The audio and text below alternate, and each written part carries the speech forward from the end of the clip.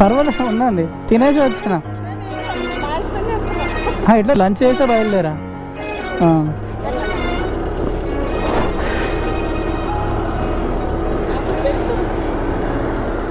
మీరెక్కడి నుంచి ఆంటీ?